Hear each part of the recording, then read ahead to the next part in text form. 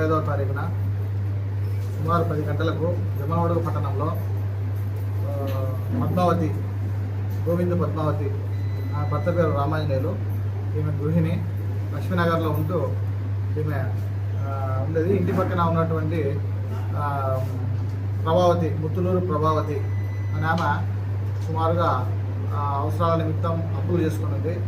ఆ అప్పులు తీర్చడానికని అప్పుల వాళ్ళు ఒత్తిడి చేయడంతో దాన్ని ఏ విధంగా చెల్లించాలనే ఉద్దేశంతో ఈ గోవింద్ పద్మావతి ఆమెని టార్గెట్ చేసి ఈమె కొద్దిగా అంతగా యాక్టివ్గా ఉండదు. ఏదో విధంగా సులభ మార్గంలో డబ్బు సంపాదించాలా, ఎవరిని టార్గెట్ చేయాలని చూస్తుండగా ఈమెని టార్గెట్ చేసి ఈమె కూతురు, అదేవిధంగా ఈమె దగ్గరికి ఈమె జాకెట్లు కుట్టు బట్టలు కుట్టడం వంటివి చేస్తూ ఉంటుంది.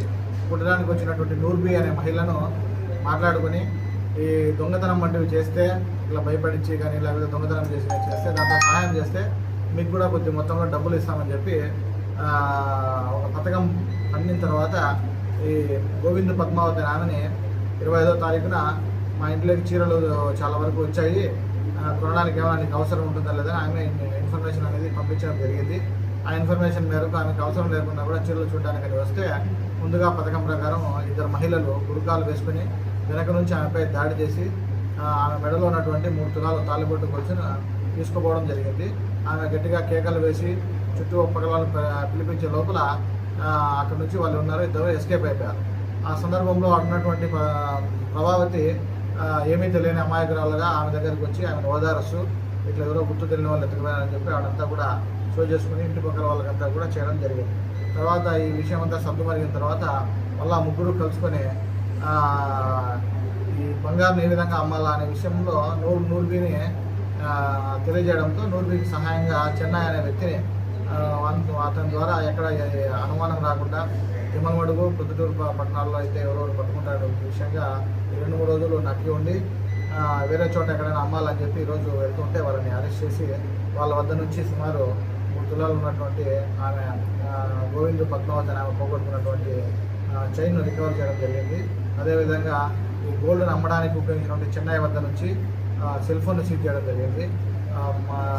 ఈ నూర్బీ అఫెన్స్లో ఉపయోగించినటువంటి బుర్కాను కూడా సీజ్ చేశాము.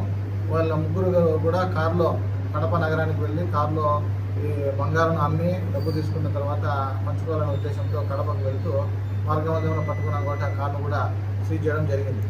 దీంట్లో ఇంకా ఒక ఆమెను అరెస్ట్ చేస్తుంది. ఆమె వీళ్ళంత ఉంటుందో ఆమె కూడా అరెస్ట్ చేస్తాం. ముఖ్యంగా ఈ విషయంలో చెప్పేది ఏముందంటే ప్రజలందరూ కూడా పోలీసులు పదే అవగాహన కార్యక్రమాలు పెట్టి ప్రతి చిన్న గ్రామాల్లో కానీ చిన్న సందుల్లో కానీ కెమెరాలు పెట్టుకోవాలని చెప్పి చెప్తున్నాం. ఏదైనా నేరం జరిగిన వెంటనే పోలీస్ స్టేషన్కి వచ్చి కంప్లైంట్ చేస్తే వెంటనే మేము రికవరీ చేయడానికి కానీ సాక్ష్యాధారాలు వెళ్ళిపోకముందే దాంట్లో ఆధారాలు సేకరించి వాళ్ళని పట్టుకోవడానికి వీలు పడుతుంది. మ్యాక్సిమం వరకు జమ్మలమడుగు పట్టణంలో సుమారు 32 కెమెరాలు